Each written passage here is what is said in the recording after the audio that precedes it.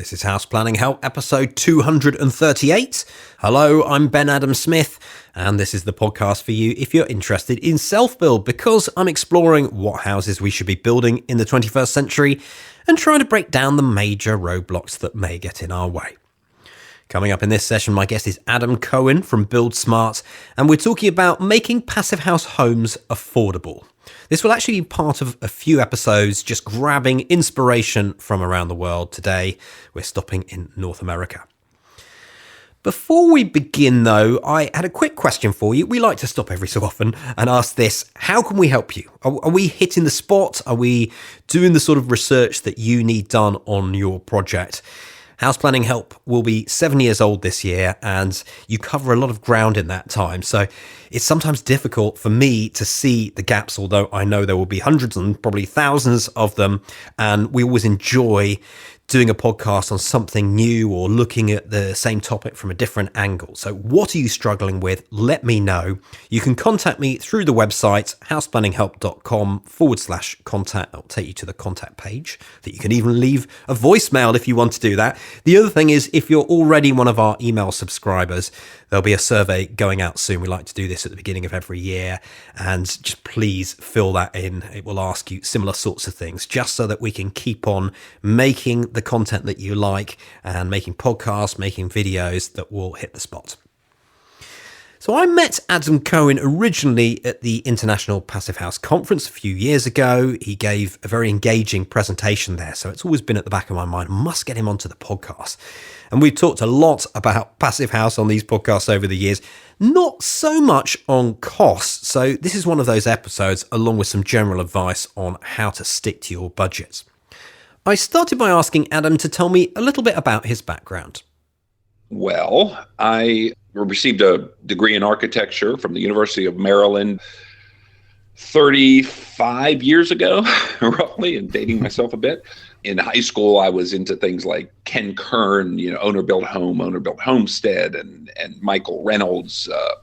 I was really into his earthships. Malcolm Wells, the U.S. father of the modern earth sheltering movement. I was a big fan of his, and I went into architecture school, and I basically was in architecture school at a time when they were doing postmodernism, and everything was supposed to have stepped facades and punched openings and little triangular roofs with flags on top. And I was designing earth-sheltered churches and national park bathrooms that collected their own water and made their own energy. And it was not a good fit. I barely passed out of architecture school. And I said, well, last thing I want to do is be an architect. And I went out my first part of my career, and I started building what I called, quote, healthy homes, which was no glues or chemicals, off-grid, first generation Arco 55-watt solar panels, composting toilets that we made on site. And, I was way into it. And what happened here in the U.S. is that we got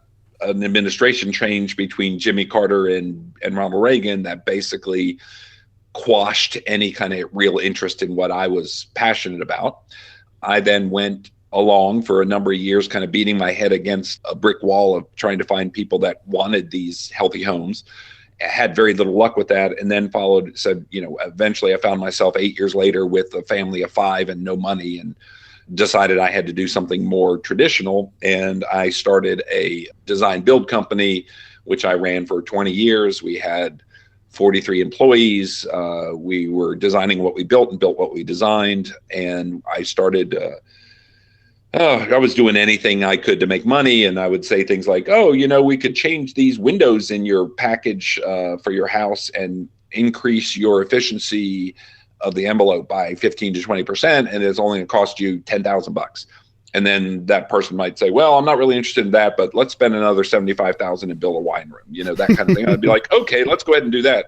And then 10 years ago, I was sitting at the dinner table with my family, and my middle son, Zev, said, Dad, we're doing carbon footprints in school.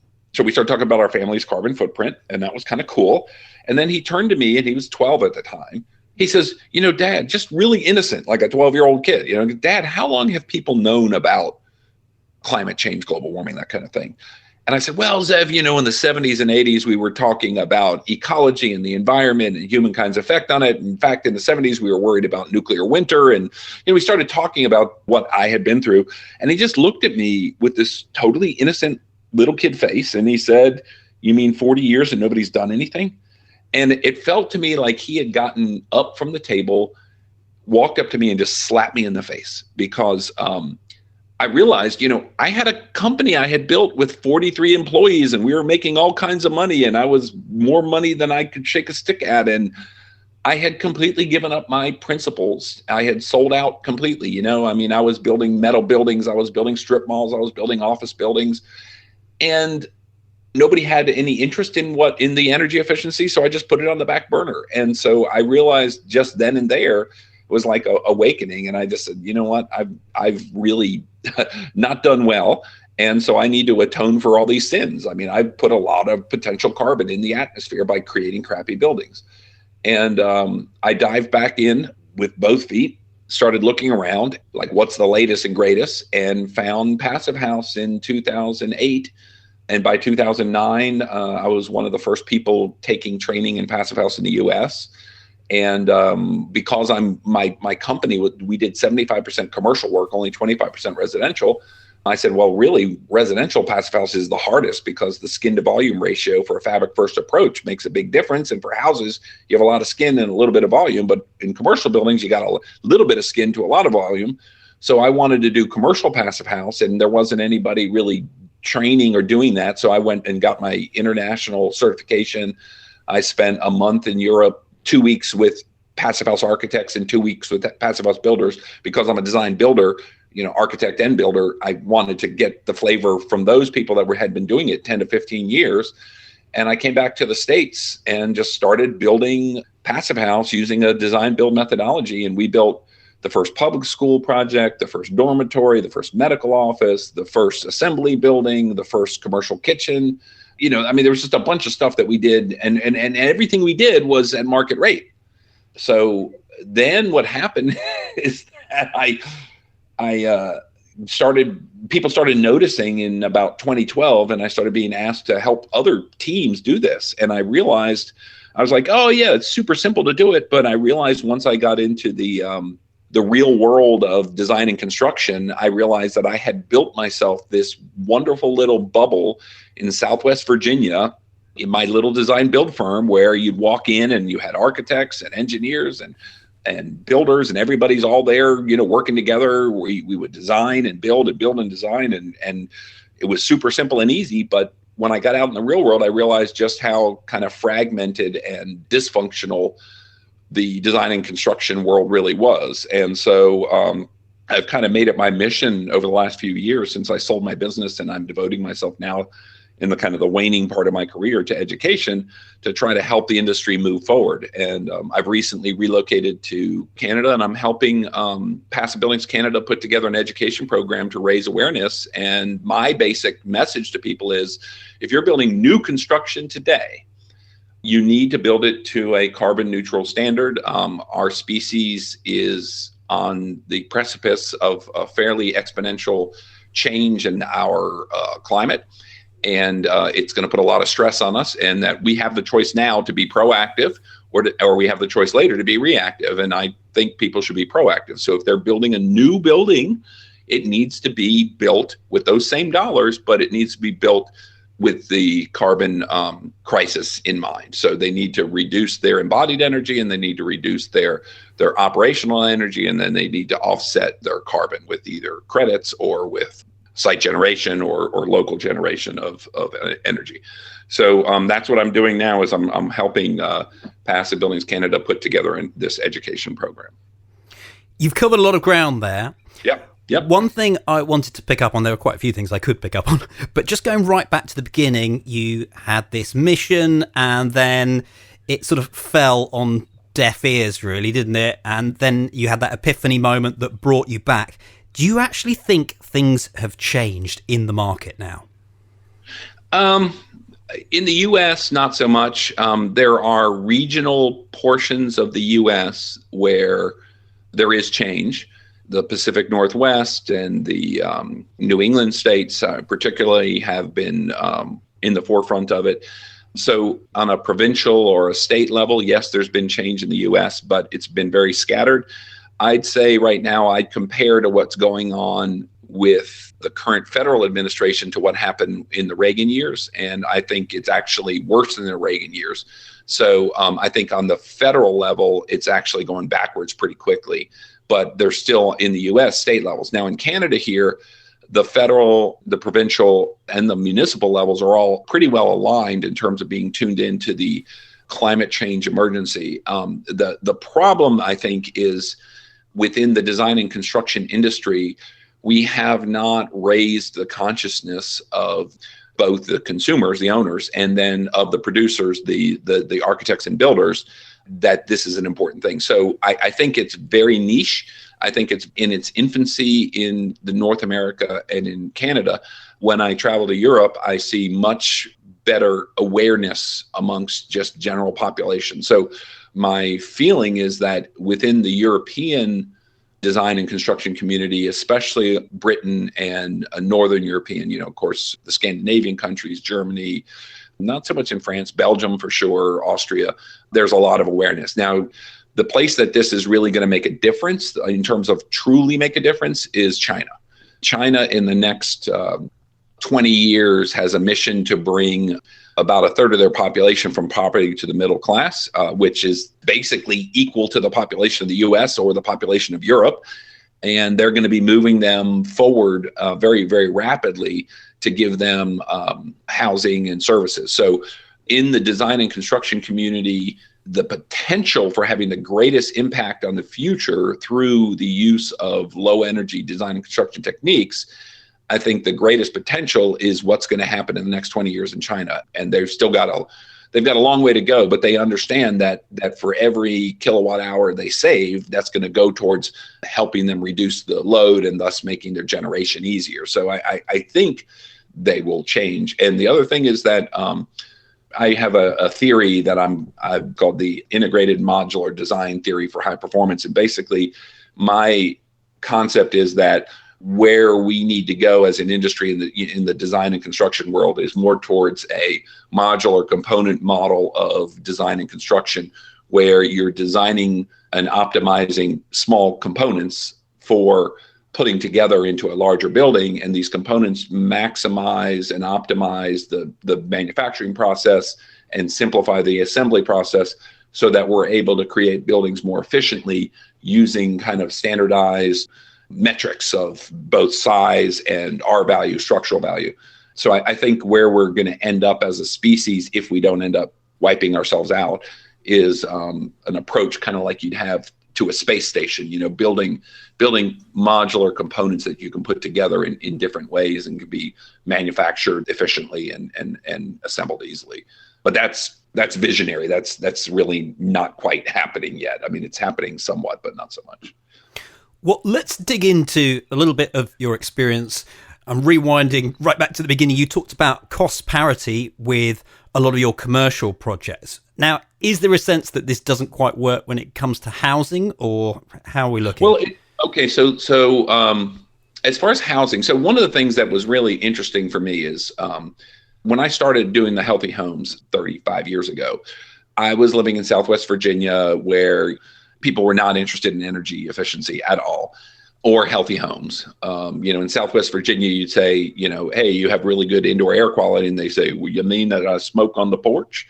It's not in the top of everybody's mind. They don't get it. Right. So when I got away from that and started kind of going the traditional route, and then I learned how to run a large business with 40 employees, one of the things I did was I got educated in business. I mean, I'm just a dumb builder at heart. And so when I got back into the passive house world, or back into energy efficiency, really made that a passion, I said to myself, my experience thus far in this area that I am is that unless I can make an economic argument for it, it's not going to go anywhere. So the commercial stuff was actually fairly easy to do because of these very advantageous skin to volume ratios. Plus, there's other things about commercial construction that makes it actually quite simple to get to cost parity in the US and Canada. In residential, it took me a lot longer. There's actually an article, which it was in Energy Smart Homes, I think it was called. It's Fine Home Building, put it out, Taunton Press. It was winter 2014. And there's an article in there that they wrote about the process I went through to figure out how to get to cost parity on residential projects. So we were able to get to cost parity on residential projects for single family homes, and we were able to get people moved over from building a regular home to building a passive home. But the trick was that I had to start with the energy savings. And basically the concept was most people we were building for, they had a mortgage and they had an energy bill. And so what I would ask them is, on any particular month, which one of those two bills will you elect not to pay? Will you not pay your mortgage, or will you not pay your energy bill? And they say, well, I like my house, I'm going to pay my mortgage. I like my lights, I'm going to pay my energy bill.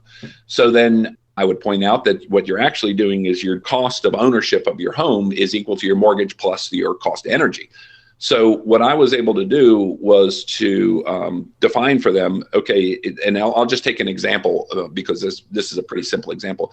A 2,000 square foot, 2-story standard colonial looking building with an attached garage. We could save in Southwest Virginia, when we build passive house, that building would save roughly between $65 and $70 a month in energy. And we could finance with that up to about $25,000, $24,000. Like, all the numbers are in the article. You could look at it. And so what we did was we figured out what the bandwidth of the savings was. And then it became a question of, well, if you're going to be paying $1,100 a month for energy and mortgage, and I can deliver you a building that's more comfortable, that uses less energy, and it's going to cost you $1,100 a month or less, the difference being that in the code built home, you're going to be buying an electron and a nanosecond later buying another electron and a nanosecond later buying another electron. And all these electrons get used and go away, and the money goes into the pocket of the electric utility. If I could take some of that money that you're spending on those electrons and put them into your mortgage, so that when you're spending that money in your mortgage, you're building equity and building wealth rather than just spending money, but the net monthly cost is the same, why would you not do it? And that was the value proposition that worked really well for the new homes that we were building. And the trick and the hard part was actually getting the passive house delivery within that market rate. But we were able to do it. When I started doing it, it was really hard because we had to import windows from Europe. There was very few mechanical systems that would work for this. And I mean, everything was real expensive. But now there's all kinds of stuff in the US that allows you to do it. One of the things I invented for the commercial building industry are these Legos that snap together and basically can make a passive house envelope very simple. And people have started to use those Legos that I designed for very specific low-rise multifamily buildings. They're now using them for homes too, and that's knocking out even more of the cost. So that was kind of cool. But that was the value proposition for single-family homes. It was mortgage plus energy is equal to or less than with a passive house than what you would pay for a code house. Are there any pitfalls then as an owner builder that you should avoid, that you see people make you think, you've just wasted your money? Yeah. One of the first pitfalls is owner builders typically don't have any idea what they're doing. If you're an owner builder and you haven't built before, or you have very little experience building, and you have no real connection with subcontractor trades and stuff like that, generally things are going to be more time consuming, they're going to be more expensive. So I would say for an owner builder, getting a good understanding of what they're actually doing is probably the biggest impediment to delivering something for a reasonable amount of money. I was at a conference a number of years ago, and I was the keynote, and I was talking about 4 examples of built projects that were delivered for market rate. And one of the sessions I attended later on in the conference was these folks who had built a passive house, and it was an owner who had never done anything like that. It was a passive house consultant who had never done a passive house before, and was a builder that had never done a passive house before, and an architect that had never done a passive house before. And they ended up with a 25% premium on their building because nobody knew what they were doing, and everybody was using the owner's money to learn. And their experience was not very good. And I came up to them afterwards and I said, guys, the reason it cost you 25% more was because you didn't know what you were doing. You had no guide. So what I've tried to do is to encourage people that are starting out on the process like this and really don't have any experience to go find people that do. Don't work with a team of people that are completely inexperienced delivering what you're trying to deliver, because if you do that, you're probably going to end up wasting a lot of money while people learn.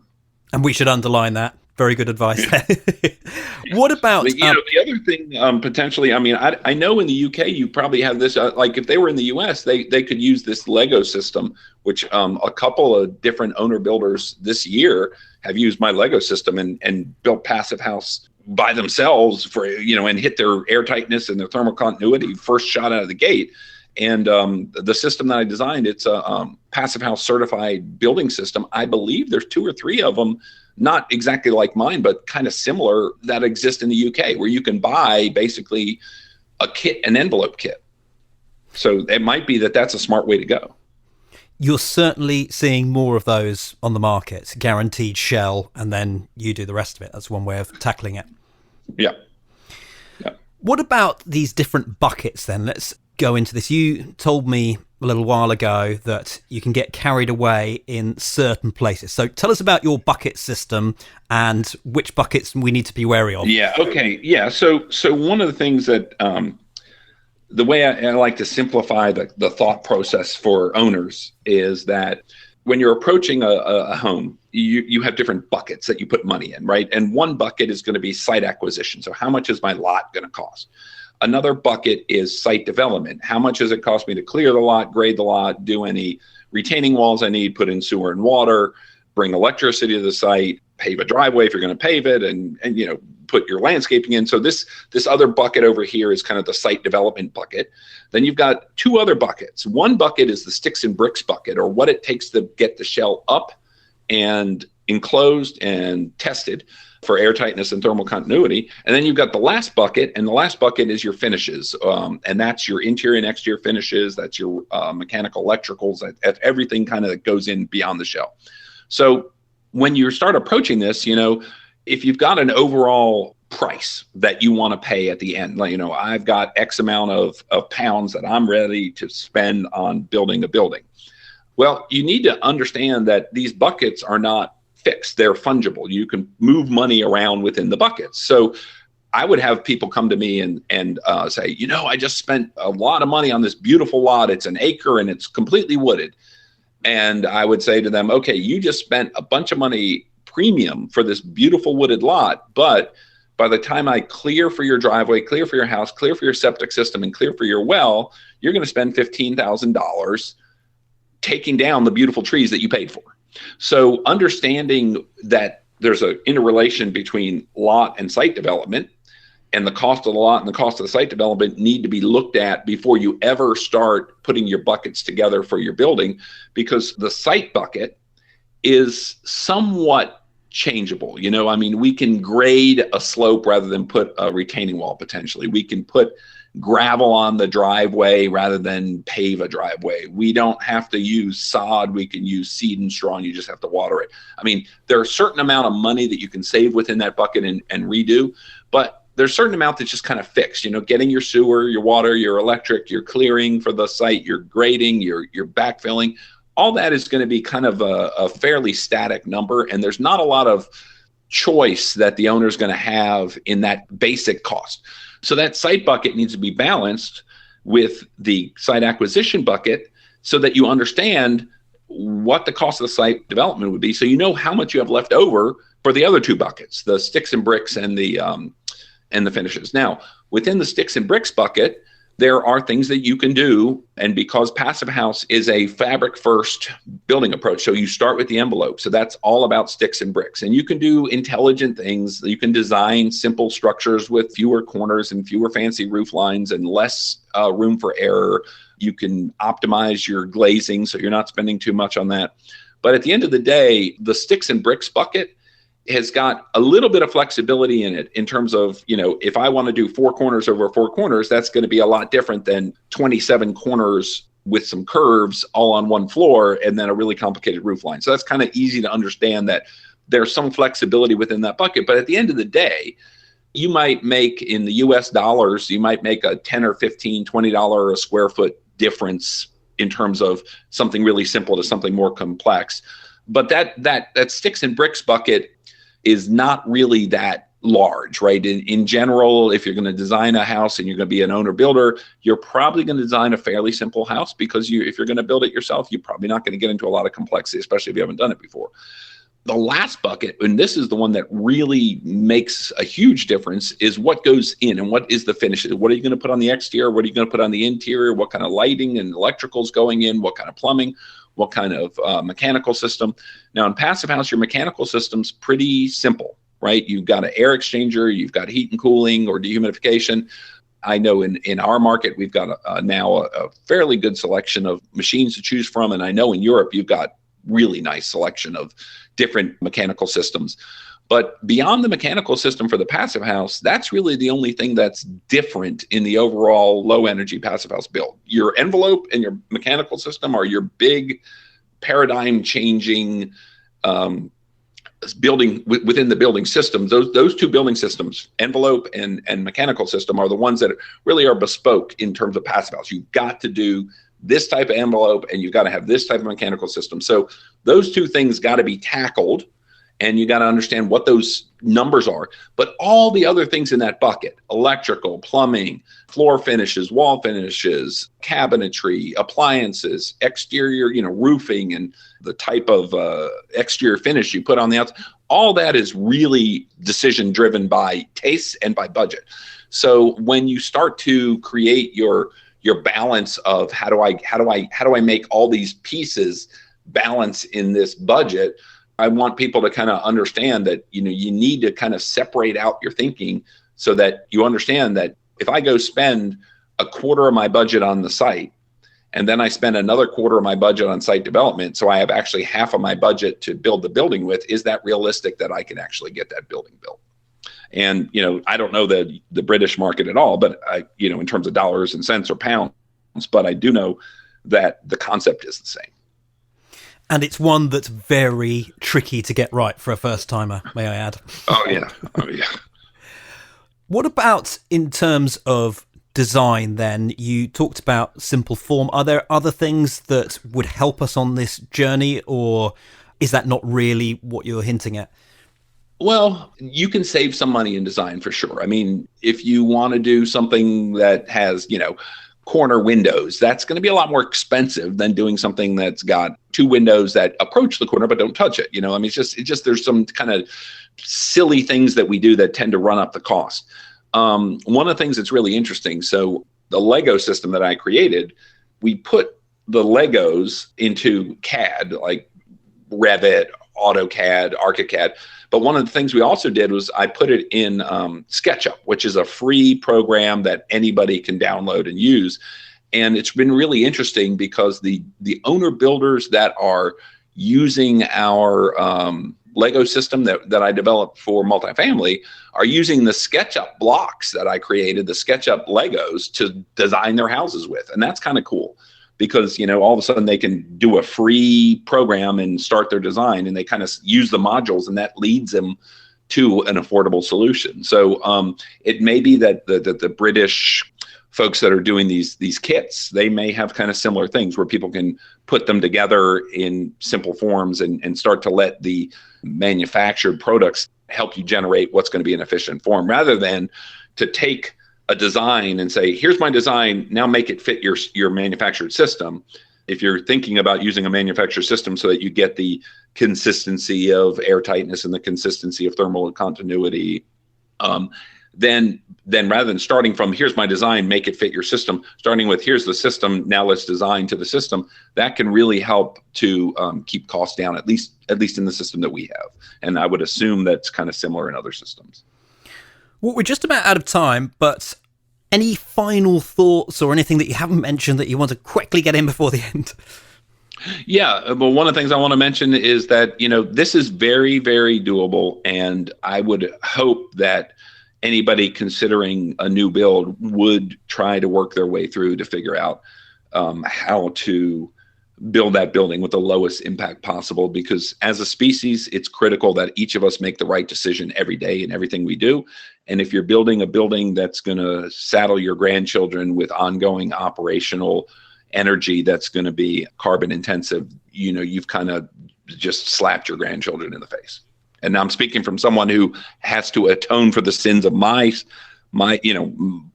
I'm Jewish. I atone for my sins. That's what I do, right? So where I'm well trained in that. And I know that the millions of square feet that I build of really bad buildings, I'm now approaching about 1 million square feet of passive house buildings. So not that I'm offsetting them, but at least I'm reducing my impact long term. So, I would encourage all your individuals that are listening to this to consider their actions when building a new building and how it will affect their grandchildren. Adam, I really enjoyed our chat. Thank you very much. Thank you. I appreciate it.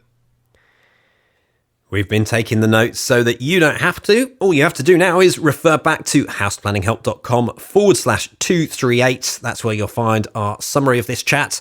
We've also got links to Adam, to his YouTube channel. And if you've got a comment or you'd like to ask a question, then you can do that within the show notes. Just scroll down to the bottom, houseplanninghelp.com/238. My call to action today is to check out the Hub. If you don't know what the Hub is, where have you been? This is the online resource that I started in 2015 to simplify the house building journey. So it's aimed specifically at clients, people who are coming in cold to this, and you're trying to do your research. We're trying to make it all in one place. We're also trying to make this a multimedia experience because that's my background. So I love doing this stuff. I love trying to make the messages as clear as possible. Sometimes you can ask a technical person a question and you'll get the technical response, but will you understand it? No, not at all. So we are trying to make everything that we do in the Hub down to earth and useful for your self-build journey. So that includes things like our conference calls. We bring on experts and I host those, and you can ask your questions direct to them. We've got courses that lay out the process of various different things that you'll have to do. We try and make these step by step. We've got our in-depth video case studies where we get out on location and we follow projects from the beginning right through the process to the end. And we're trying to focus on the decisions that are being made because that's what you're going to have to do. Everything comes down to the decisions. And finally, last but not least, we've got our private forum. This is a great place not only to network with fellow self-builders, but to track your progress and get your burning questions answered. I try and get myself in there as much as I possibly can. It's definitely my focus. So if you want to check out more information about what being a Hub member is all about, houseplanninghelp.com/join. Thanks for listening today. Really enjoyed this one. The House Planning Help podcast is produced by Regen Media, content that matters.